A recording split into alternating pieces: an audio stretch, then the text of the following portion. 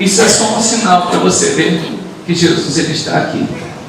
Agora, se Jesus tira uma dor, imagina o seu problema. Imagina a doença, a enfermidade, o caroço. Não tem problema. Imagina o vício.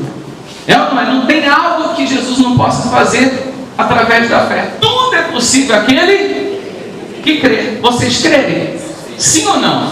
Então, se você está aí atrás e sente uma angústia, você vai pôr a mão no coração. Se você sente que é vítima de algum mal, você vai pôr a mão na cabeça.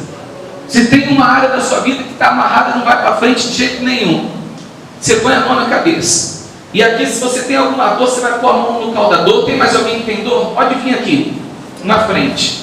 Se você é vício do cigarro, você pode colocar a mão na boca, da bebida, põe a mão na boca e determina que a partir de hoje você não vai sentir mais vontade. Amém? Então pode colocar as mãos. Isso, e fecha os seus olhos agora. Feche os seus olhos, você que crê.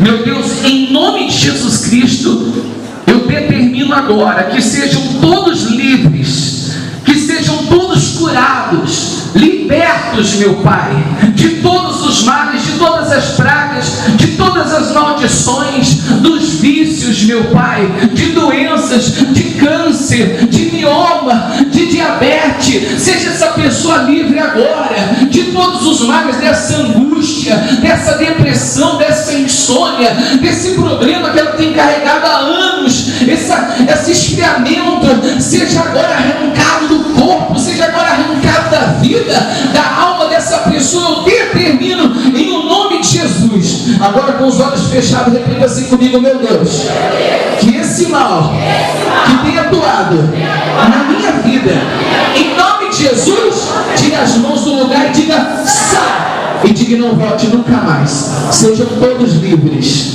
Diga graças a Deus.